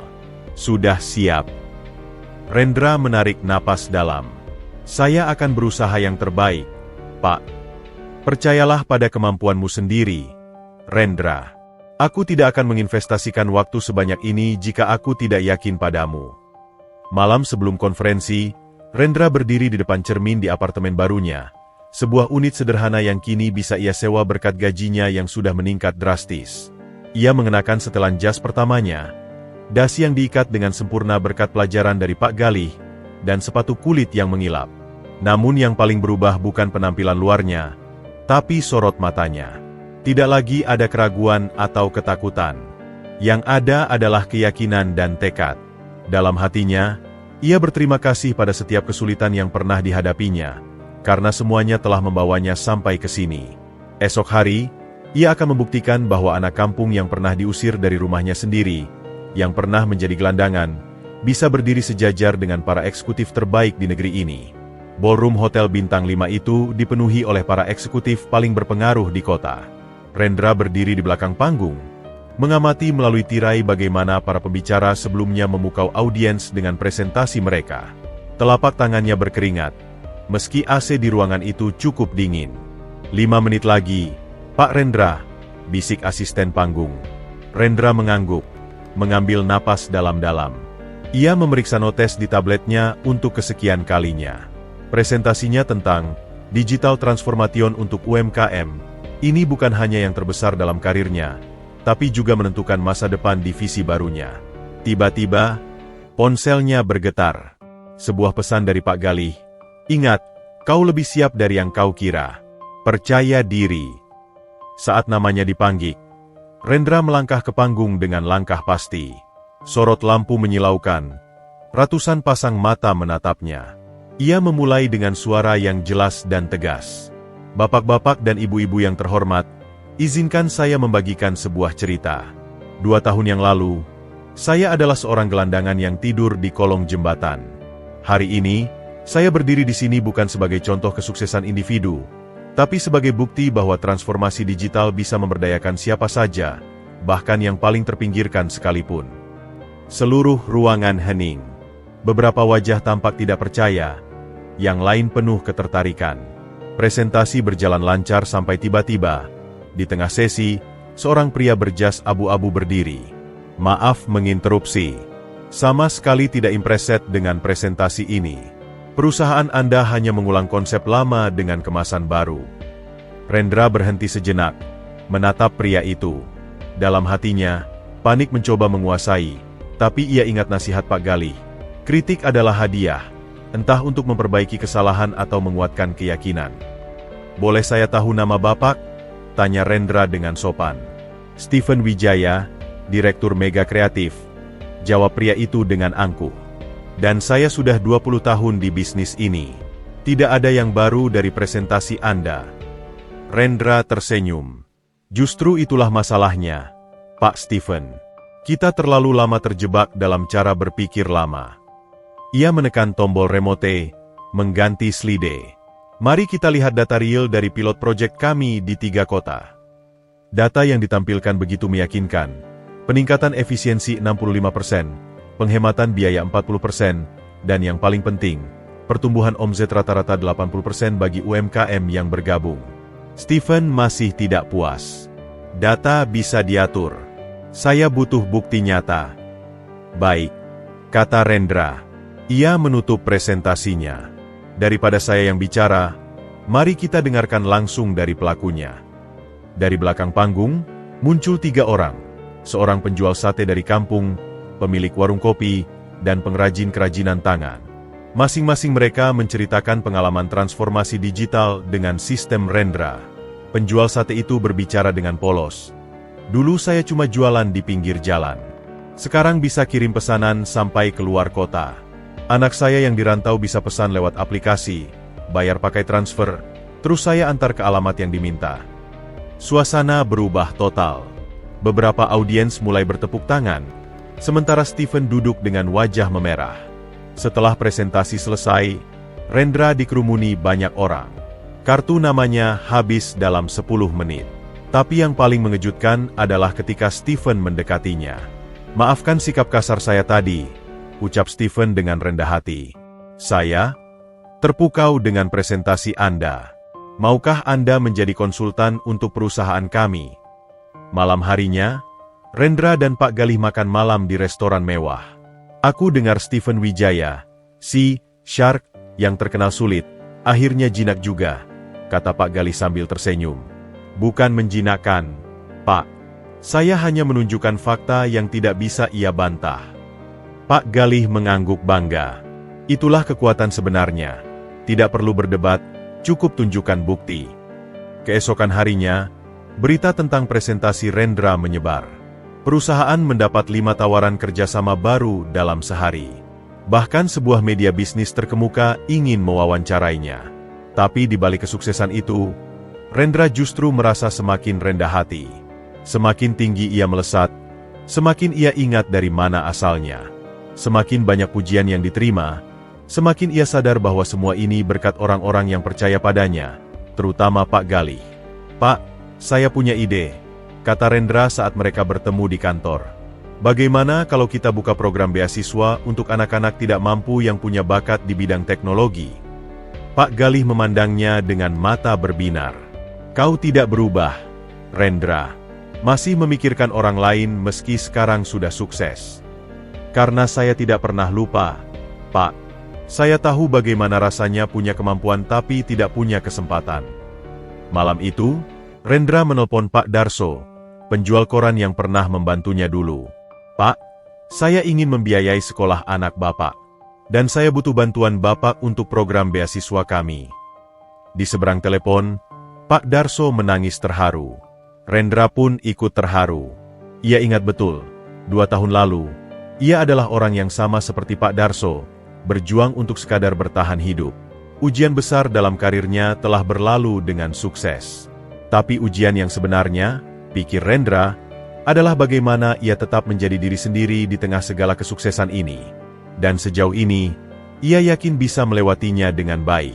Konferensi bisnis nasional itu telah berlalu 3 minggu yang lalu, namun gelombang konsekuensinya masih terus terasa. Rendra kini memimpin tim khusus beranggotakan 15 orang untuk menangani 5 proyek baru yang diperoleh dari konferensi tersebut. Meja kerjanya yang dulu sederhana kini dipenuhi dengan monitor komputer, dokumen tender, dan jadwal meeting yang padat. Tim, kita punya target sangat ketat, kata Rendra dalam briefing pagi, wajahnya menunjukkan ketegasan yang matang. Proyek dari Grup Santoso harus selesai dalam 4 bulan, sementara 3 proyek lainnya harus running dalam waktu bersamaan. Seorang manajer proyek senior, Pak Wisnu, mengangkat tangan. Rendra, ini tidak realistis. Tim kita tidak cukup besar untuk menangani semua ini sekaligus. Kita akan bagi menjadi 3 subtim, jawab Rendra sambil menampilkan struktur organisasi di layar.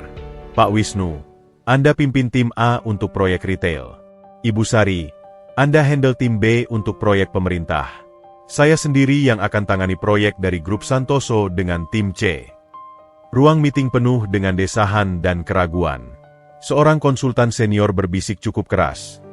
Dia pikir ini main-main? Proyek sebesar ini butuh pengalaman bertahun-tahun. Rendra mendengar itu tapi memilih tidak bereaksi. Saya tahu banyak yang meragukan kemampuan kita. Tapi inilah kesempatan kita membuktikan bahwa dengan strategi tepat, tidak ada yang tidak mungkin. Minggu pertama implementasi, masalah mulai berdatangan. Tim A mengalami kendala teknis dengan sistem legacy klien yang sudah berusia 20 tahun. Tim B menghadapi birokrasi pemerintah yang berbelit. Sementara tim Rendra sendiri harus berhadapan dengan tim IT Grup Santoso yang skeptis.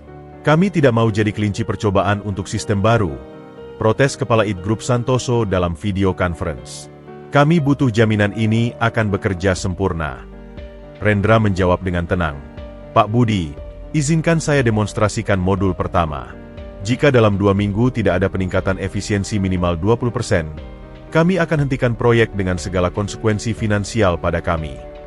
Setelah meeting, salah satu anggota tim Rendra mendekatinya dengan wajah khawatir. Berani sekali kita janji seperti itu, Ren. Kalau gagal, kita tidak boleh gagal, jawab Rendra pendek. Malam ini kita kerja lembur sampai modul pertama sempurna. Malam-malam berikutnya menjadi saksi perjuangan tanpa henti tim Rendra. Mereka bekerja sampai larut, seringkali hanya diiringi kopi dan pizza. Rendra tidak hanya memimpin, tapi juga turun tangan langsung, menulis kode, menguji sistem, bahkan membersihkan ruangan ketika office bow sudah pulang. Suatu malam, pukul 2 pagi, salah satu staf termuda hampir menangis karena kelelahan. "Saya tidak kuat, Pak Rendra. Ini terlalu berat." Rendra duduk di sebelahnya.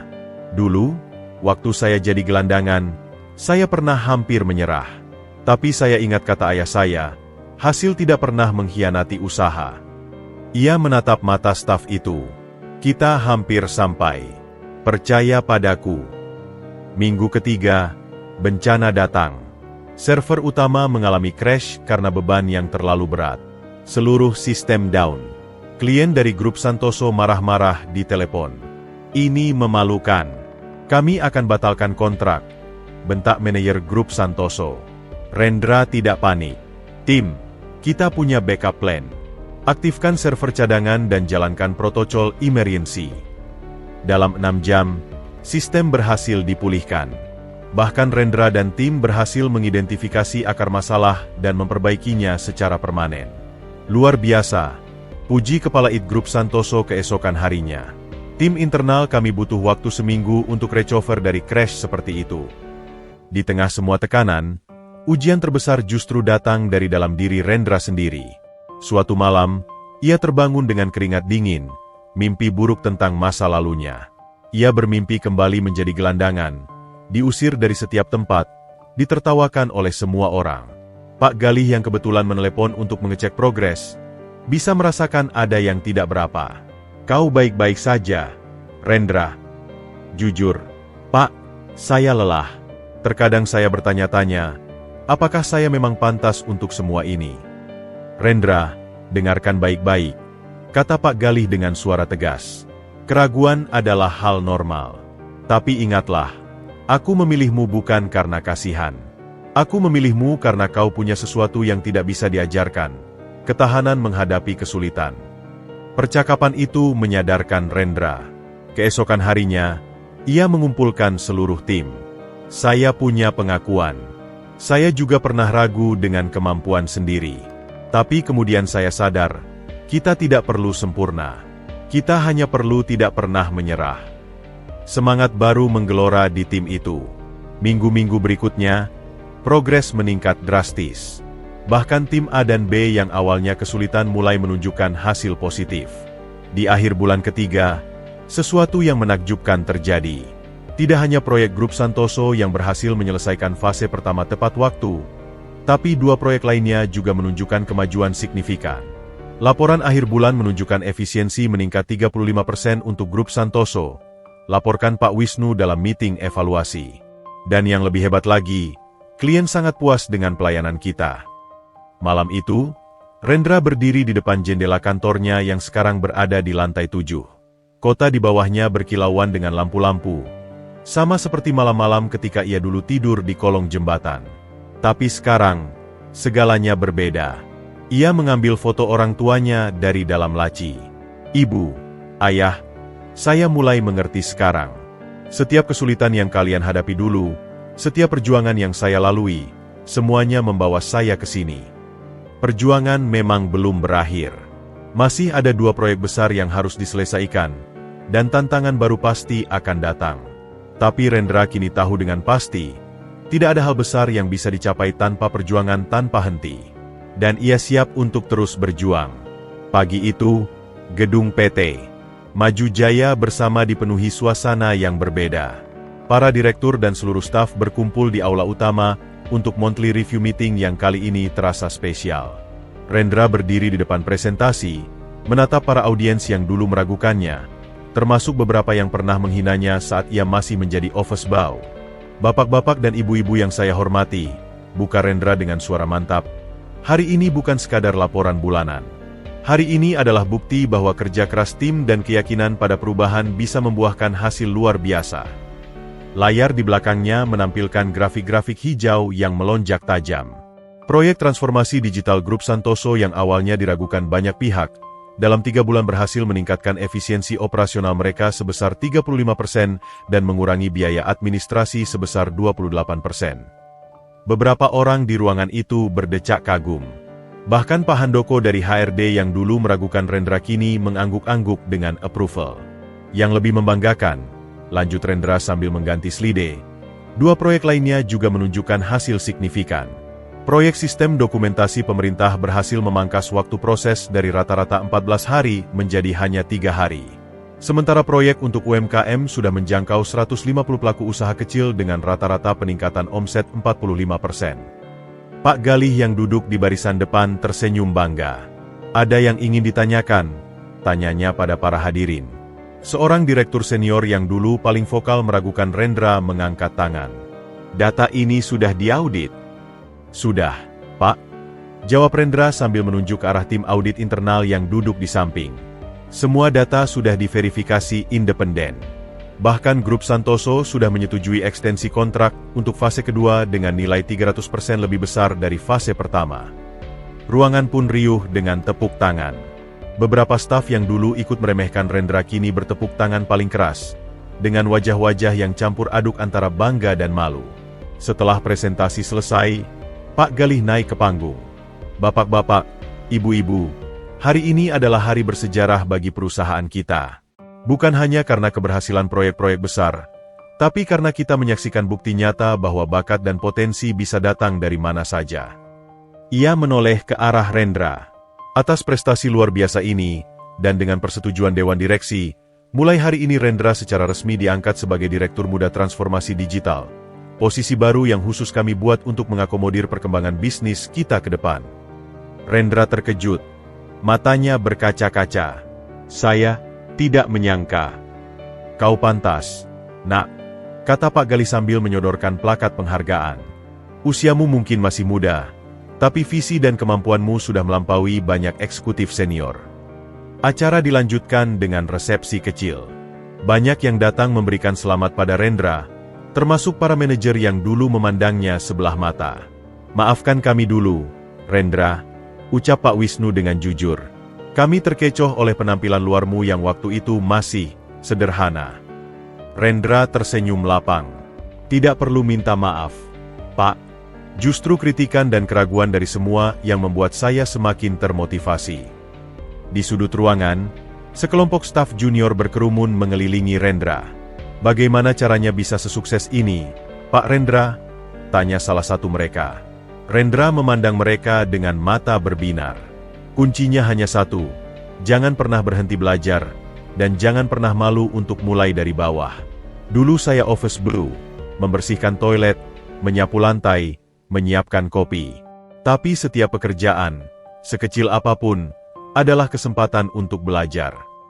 Malam harinya, Rendra dan Pak Galih makan malam berdua di restoran favorit mereka. Masih ingat pertama kali kita makan di warung kopi? Tanya Pak Galih sambil menyeruput anggurnya. Bagaimana mungkin saya lupa, Pak? Waktu itu saya masih gelandangan, hampir tidak punya harapan. Pak Galih mengangguk. Yang paling membanggakan bukan kesuksesanmu, tapi bagaimana kau tidak berubah. Masih rendah hati, masih peduli pada orang kecil. Karena saya tidak akan pernah lupa asal-usul saya, Pak. Besok, saya ingin mengajukan proposal program Corporate Social Responsibility, beasiswa untuk anak-anak tidak mampu yang punya bakat di teknologi, plus pelatihan untuk UMKM. Mengapa tidak mulai minggu depan? Sahut Pak Galih. Dana sudah saya siapkan. Kau yang akan memimpin programnya. Pulang ke apartemennya yang sekarang sudah lebih layak, Rendra berdiri di balkon sambil memandang kota. Ponselnya berdering. Sebuah pesan dari Pak Darso, penjual koran yang dulu membantunya. Terima kasih, Nak.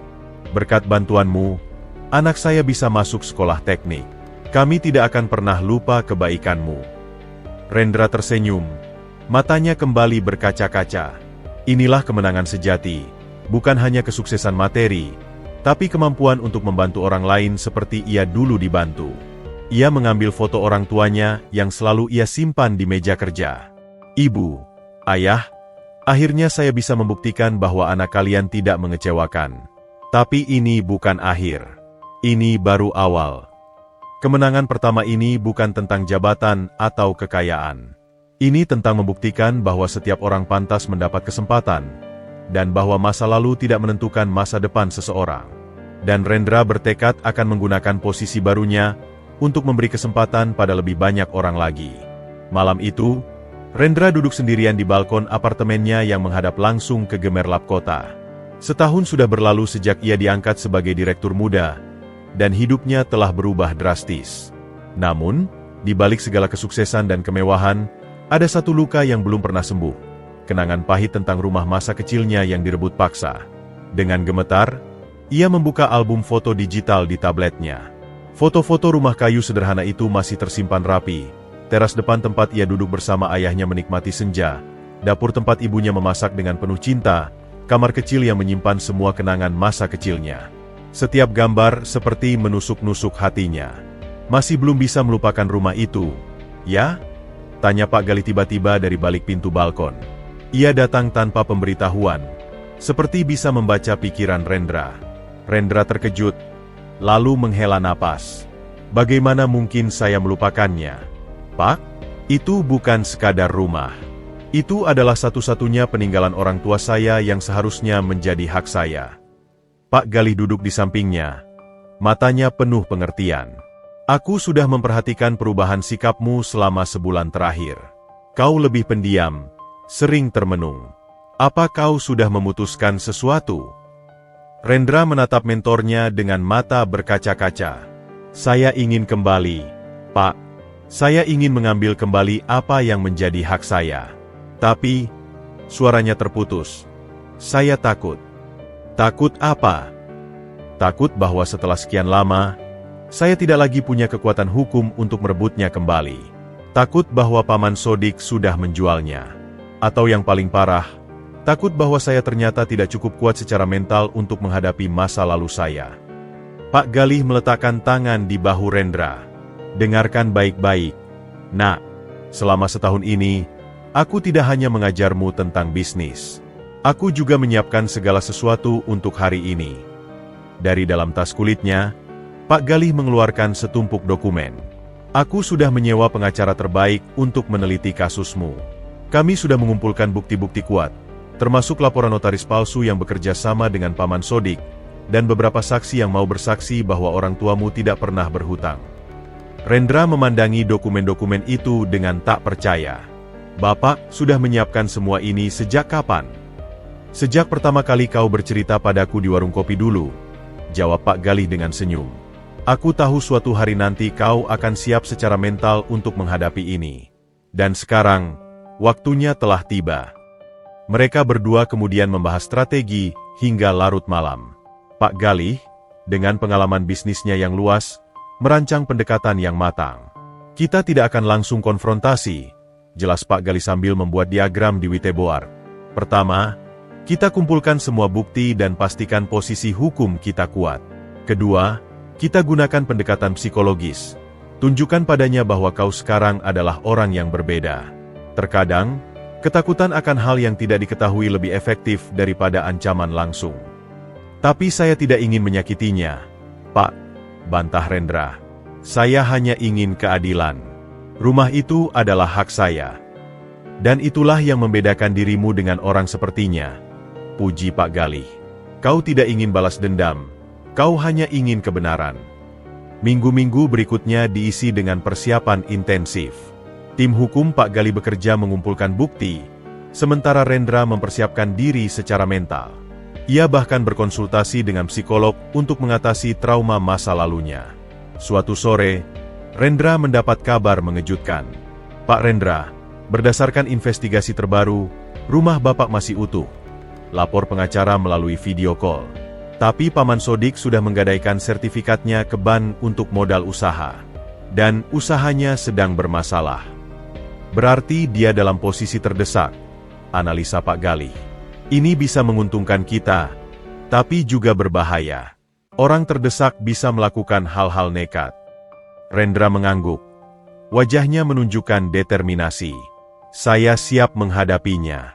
Sudah terlalu lama saya lari dari masa lalu saya. Baik, kata Pak Galih. Akan kutantai semua jadwal dan temanimu pulang. Kita akan berangkat minggu depan. Malam sebelum keberangkatan, Rendra tidak bisa tidur. Ia memutar-mutar kenangan masa kecilnya, senyum hangat ibunya, nasihat bijak ayahnya, bahkan kenangan tentang Paman Sodik yang dulu pernah mengajaknya memancing sebelum semuanya berubah. "Ibu, ayah, beri saya kekuatan," bisiknya sambil memandang foto orang tuanya. "Saya tidak ingin membalas dendam. Saya hanya ingin meluruskan yang bengkok, mengembalikan yang hak." Keesokan paginya, ketika mobil mewah membawanya meninggalkan kota, Rendra merasa seperti kembali menjadi anak kecil yang ketakutan. Tapi kali ini, ada perbedaan penting. Ia tidak lagi sendirian, dan ia tidak lagi tak berdaya. Perjalanan pulang ini bukan sekadar tentang merebut kembali harta warisan. Ini tentang menyembuhkan luka lama, tentang menutup lingkaran yang terbuka, dan tentang membuktikan bahwa kebenaran pada akhirnya akan menang. "Siap untuk menghadapi masa lalumu?" tanya Pak Galih sambil menyetir. Rendra menarik napas dalam. "Saya lahir siap, Pak. Sudah waktunya." Mobil mewah berwarna hitam itu meluncur perlahan menyusuri jalan kampung yang masih berbatu. Di dalamnya, Rendra duduk dengan punggung tegak, mengenakan setelan jas abu-abu yang membuatnya terlihat begitu berbeda dari pemuda yang dulu diusir dari kampung ini. Pak Galih duduk di sampingnya, sesekali melemparkan pandangan penuh dukungan pada anak didiknya. Perlahan-lahan, "Nak," bisik Pak Galih ketika mereka mulai melewati rumah-rumah warga. "Ingat, kita datang bukan untuk pamer, tapi untuk menyelesaikan masalah dengan elegan." Rendra mengangguk. Tangannya yang tergenggam di atas lutut mulai berkeringat. Dari kejauhan, ia sudah bisa melihat atap rumah masa kecilnya yang masih sama, meski sekarang terlihat lebih tua dan kurang terawat. Dadanya berdesir kencang, campuran antara kerinduan, kemarahan, dan kecemasan. Beberapa warga yang sedang duduk di teras rumah mereka, mulai memperhatikan mobil mewah yang asing di kampung mereka. Beberapa anak kecil berlari mengikuti mobil itu, penasaran. "Hei, lihat, mobil mewah!"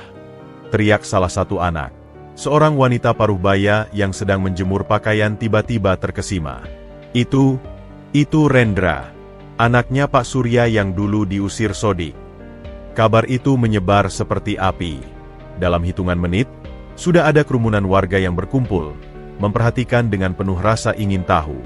Ketika mobil berhenti di depan rumah kayu yang dulu menjadi milik orang tua Rendra, Paman Sodik sedang asyik duduk di teras sambil minum kopi. Wajahnya yang dulu angkuh kini terlihat lebih tua, dengan rambut yang sudah memutih dan kerutan di sudut mata. "Apa ini? Mobil siapa?" gerutnya sambil berdiri. Rendra membuka pintu mobil dan melangkah keluar. Sorot matanya tajam, tubuhnya tegap, sama sekali berbeda dengan pemuda penuh ketakutan yang dulu diusirnya. Paman Sodik terkesiap, cangkir kopinya hampir terjatuh. Rendra, kau masih hidup." Rendra tersenyum tipis, tidak menjawab. Ia memandang rumah itu dengan perasaan haru. Pagar kayu yang dulu dicat ayahnya sudah pudar, tanaman di halaman depan terbengkalai, tapi secara keseluruhan rumah itu masih berdiri kokoh. Pak Galih keluar dari mobil dan berdiri di samping Rendra. "Sepertinya Anda terkejut, Pak Sodik." Paman Sodik menjadi pucat. Matanya bolak-balik memandang Rendra dan mobil mewah itu. Apa yang kau inginkan di sini? Ini rumahku." "Benarkah, Paman?" sahut Rendra untuk pertama kalinya. Suaranya tenang namun penuh wibawa. "Kalau saya tidak salah, rumah ini adalah warisan orang tua saya. Dan saya punya bukti-bukti yang cukup untuk membuktikannya." Kerumunan warga semakin banyak. Beberapa mulai berbisik-bisik. Dia kembali, dan jadi orang sukses. Sodik pasti ketakutan sekarang. Sudah lama saya tahu itu rumah hak Rendra. Paman Sodik mulai berkeringat dingin. Kau tidak punya bukti apa-apa. Surat-surat sudah aku urus." "Oh benar." Pak Galih maju selangkah. Dari dalam tas, ia mengeluarkan segumpal dokumen. "Kami punya laporan notaris bahwa tanda tangan di surat hutang itu palsu. Kami juga punya saksi-saksi yang siap bersaksi bahwa almarhum Pak Surya tidak pernah berhutang pada Anda." Rendra melangkah mendekati teras, matanya tidak lepas dari wajah Paman yang kini ketakutan. Saya tidak datang untuk bermusuhan. Saya hanya ingin keadilan. Rumah ini adalah kenangan terakhir saya tentang orang tua. Kau pikir dengan mobil mewah dan jas mahal kau bisa mengancamku? Hardik Paman Sodik. Tapi suaranya gemetar. Saya tidak mengancam, Paman. Saya menawarkan solusi. Rendra menatapnya dengan dalam. Saya tahu usaha Paman sedang bermasalah. Saya tahu rumah ini sudah digadaikan ke bank. Paman Sodik terkesiap. Dari mana kau tahu? Yang penting, saya punya proposal, lanjut Rendra. Serahkan kembali rumah ini pada saya, dan saya akan melunasi semua hutang Paman di bank. Bahkan saya akan beri Paman modal untuk memulai usaha baru. Beberapa warga yang mendengar terkesima. Mereka tidak menyangka Rendra akan begitu bermurah hati. Tapi Paman Sodik masih mencoba bersikap keras. Aku tidak butuh belas kasihanmu. Pergi dari sini. Pak Galih tiba-tiba berbicara dengan suara lantang, sehingga semua warga bisa mendengar. Baik, kalau begitu kita selesaikan secara hukum.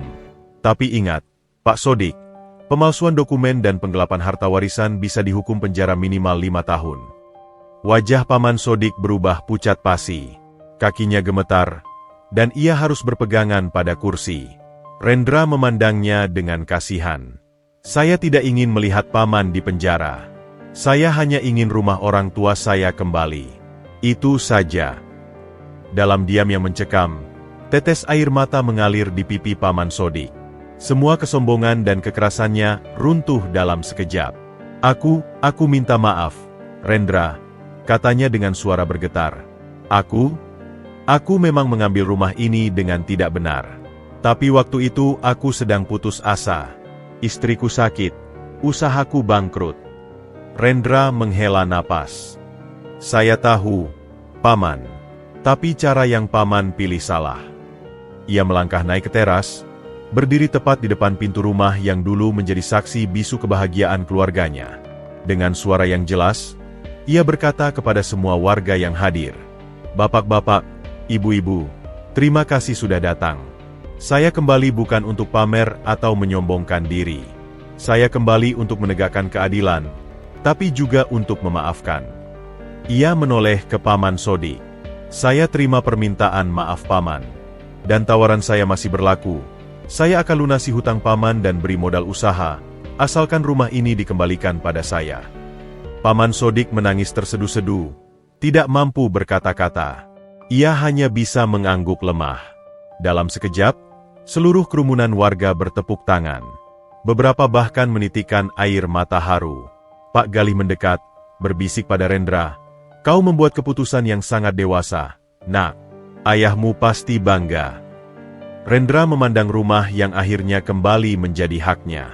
Ia tidak merasa menang atau berhasil balas dendam. Yang ia rasakan justru kedamaian. Seperti akhirnya menutup luka yang selama ini terbuka. Terima kasih, Pak. Bisiknya pada Pak Galih. Tanpa Bapak, saya tidak akan pernah bisa berdiri di sini seperti hari ini. Saat matahari mulai terbenam, menerangi rumah kayu itu dengan cahaya keemasan, Rendra merasa seperti melihat senyum orang tuanya dari balik jendela. Perjalanan panjangnya akhirnya membawanya pulang, bukan sebagai korban, bukan sebagai pendendam, tapi sebagai pemenang yang berhasil memaafkan.